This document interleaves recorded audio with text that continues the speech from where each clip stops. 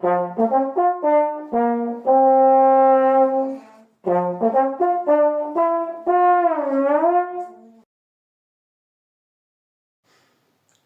à tous et à toutes, bienvenue sur Trombone Passion, la chaîne qui adore le trombone. Alors, comme d'habitude, on commente, on like. Voilà, vous êtes des pros maintenant, je vous laisse tranquille.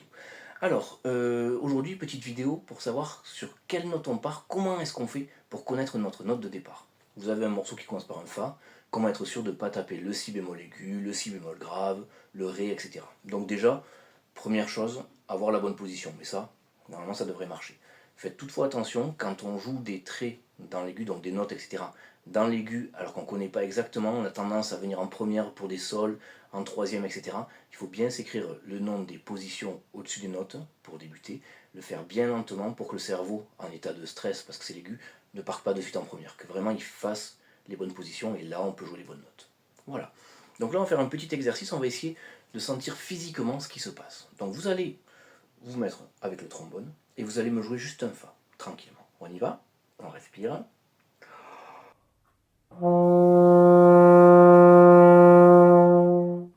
Alors pour cette première note, vous pouvez écouter mon Fa et jouer le même. Vous êtes calé sur un Fa, vous allez le tenir assez longtemps, et pendant ce Fa, vous allez essayer de mémoriser le placement de vos lèvres. Est-ce qu'elles sont plutôt comme ça, etc. On essaye et on mémorise.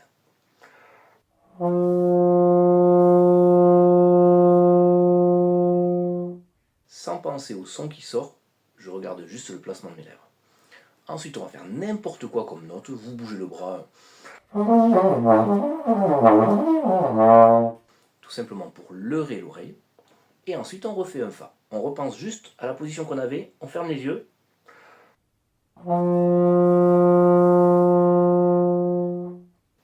Et là, est-ce que c'est la même ou pas? Donc là, soit vous avez un accordeur, pardon. Si vous avez un accordeur, vous regardez que vous êtes bien sur le Fa. Sinon, avec cette vidéo, vous restez sur le Fa et vous essayez de regarder à chaque fois que c'est un Fa. On va faire ce travail plusieurs fois jusqu'à sentir de plus en plus précisément comment est notre masque. Sur le Fa toujours, je reprends la position. Et c'est avec cette façon de se rappeler qu'on est sur un Fa que vous saurez petit à petit, à chaque fois qu'il y a un Fa à jouer, hop, je mets mes lèvres comme ça et je joue. Donc ça c'est le premier petit exercice. Quand vous êtes à l'aise sur le Fa, ça va vous prendre 1 à 2 semaines de vrai travail, vraiment une fois tous les 2 jours minimum, pour se rappeler bien de ce Fa. On fait pareil avec le Si bémol aigu, puis avec le Si bémol grave. N'oubliez pas toujours de faire n'importe quoi entre les notes, vous savez, donc je fais le Si bémol par exemple. Là ma lèvre elle est un tout petit peu plus rentrée. Je le fais long pour sentir vraiment.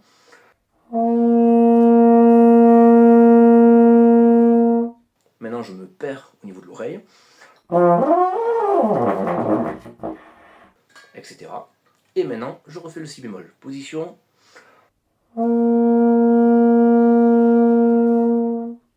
Voilà. Ceux qui n'arrivent pas à se chanter la note avant de partir, je pense que c'est comme ça que vous l'aurez de plus en plus facilement. Si vous arrivez à vous chanter la note, pas de problème, tim, et je joue ce que je chante. Si vous n'y arrivez pas, essayez de passer par la mécanique, savoir exactement le geste que vous faites. À un geste correspond un son. Voilà, alors ça c'était le premier exercice. On a fait ça, on est à l'aise à peu près sur le Fa et sur le Si bémol. Maintenant, quand arrive un morceau, il va falloir qu'on sache faire deux choses.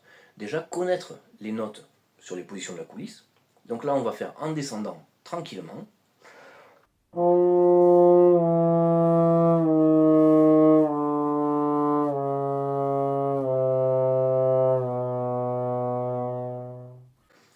Et pendant que vous jouez ça, vous devez vous dire le nom des notes. Fa, puis Mi bémol, puis Ré bémol, Do sixième, et enfin le Si bécard. Voilà. Il faut vraiment que vous soyez à l'aise avec toutes ces notes-là. Donc chaque fois que vous faites un exercice, même si vous faites un glissé, comme je l'avais montré dans le chauffe,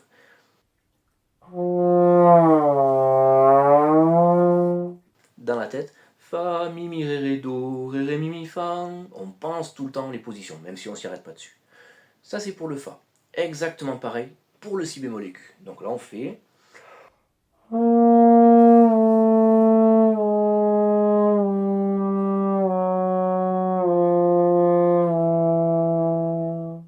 Et bien sûr on peut remonter. Donc là, Si bémol, La bémol, Sol bémol, Fa sixième, et enfin le Mi, qui est bécard, ou naturel.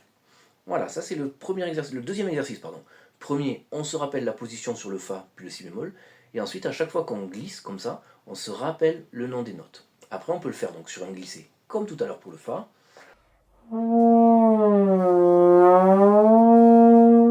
Et dans ma tête, il se passe Si, La, Sol, Sol, Fa, Sol, Sol, La, Si.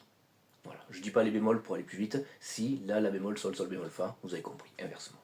Donc ça, deuxième exercice. Et ensuite, quand vous allez vouloir jouer un morceau, il va falloir donc bien sûr lire les notes, les rythmes, etc. Et ensuite vous faire le schéma mental du son. Est-ce que le son monte ou est-ce que le son descend? Si je dois faire par exemple Fa et La bémol au-dessus, le son doit monter. Mais il faut que je pense que Fa, le La bémol n'est pas sur le rapport de Fa. Je vous explique le mot rapport. Rapport pour moi, c'est la coulisse de Fa, c'est-à-dire Fa, Mi bémol, Ré bémol, Do, Si bécard, c'est le rapport de Fa.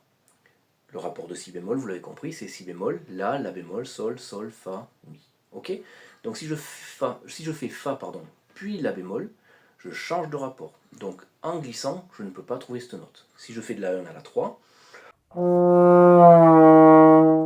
ne peux pas trouver un La bémol, parce que je suis sur le rapport de Fa.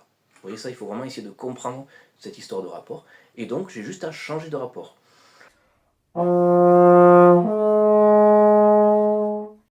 Donc en travaillant comme ça, vous allez voir que si vous devez jouer Fa puis Mi, vous restez sur le même rapport, vous pouvez le faire en glissant pour être sûr d'avoir le bon nom des notes. Fa Mi bémol, pardon. Je suis sûr que c'est Fa Mi parce que ça glisse. Si c'est Fa La bémol, je dois changer de rapport, vous vous rappelez, et donc ça ne glisse plus. Donc quand vous avez un morceau, vous essayez de regarder Fa, Mi, Fa, La, Sol, Si, etc. en vous disant le chemin, est-ce que ça monte, est-ce que ça descend. Puis vous essayez de penser en fonction du rapport, et comme ça vous pouvez travailler en glissant tous vos rapports. Je vais vous jouer par exemple un tout petit truc là, voilà, c'est les Bordoni, la numéro 5. Je fais les 1, 2, 3, 4 premières mesures juste.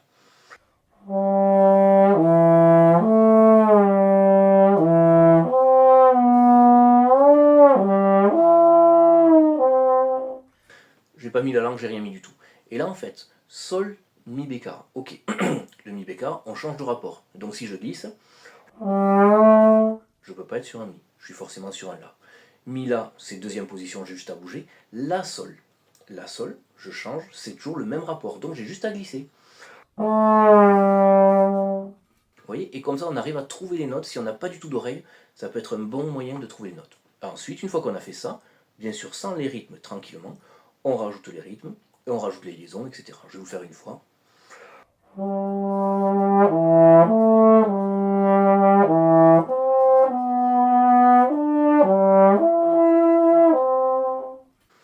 Et voilà, et là j'ai bien toutes les notes, je me suis mis une fois la mélodie en tête, et j'ai plus qu'à jouer en rajoutant les rythmes. Donc comme exercice, vous avez le premier de bien se rappeler au niveau mécanique ce qui se passe sur un Fa, sur un Si bémol. Ensuite, vous avez à vous rappeler les rapports, donc se dire le nom des notes sur Fa, Mi, etc., puis Si, La, etc. Et le dernier exercice qui est un peu plus dur, vous allez vous dire le nom des notes sur des souplesses. Si on fait juste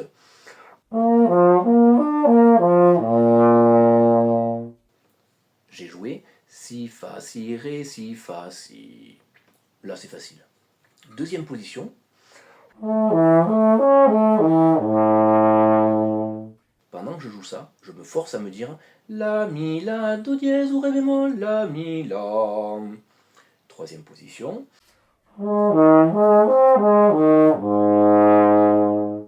La bémol, Mi bémol, La bémol, Do, La bémol, Mi bémol, La bémol.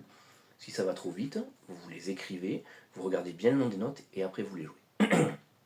Pourquoi je vous embête là-dessus? Parce que c'est fondamental. Si vous avez Mi bémol, Do, comme écart, Mi bémol et Do aigu, il faut que vous sachiez que c'est en troisième et qu'il y a le La entre. Donc quand je travaille, là je joué Mi bémol, La bémol, Do, et je sais qu'il faut que j'enlève le La bémol. Et comme ça, je ne peux pas me tromper dans les notes. Que j'ai de l'oreille ou non, c'est juste mathématiquement Mi, La, Do, il n'y a pas de note entre. Si j'enlève le La, je ferai forcément Mi bémol, Do. Donc si on sait très bien partir d'un Fa, et qu'après on applique cette technique lentement, normalement ça devrait très bien se passer. Et ensuite vous avez quand même un minimum d'oreille, vous entendrez vraiment si c'est faux. Les passages avec beaucoup de bémol, avec des cinquièmes, etc., c'est plus compliqué, on ralentit vraiment, on fait chaque note tranquillou. Mais là, c'est vraiment un exercice pour des morceaux assez faciles, comprendre comment ça marche. Encore une fois, c'est pour ceux qui ont vraiment peu d'oreilles et qui ne sont pas à l'aise avec les notes. Les gens pour qui ça chante, vous chantez. Et là, il n'y a pas de problème, Fa, Mi bémol, Do. Vous voyez, en chantant, ça passe tout seul. Voilà, c'était une petite vidéo pas très longue, mais pour essayer d'expliquer comment vous pourrez progresser au niveau de l'oreille pour travailler mieux et pour avoir à chaque fois les bonnes notes. Je vous ferai bientôt une vidéo aussi sur le rythme pour essayer de travailler un tout petit peu tout ça. En attendant, eh bien, bonne semaine à vous et bonne journée. A bientôt. Allez, ciao.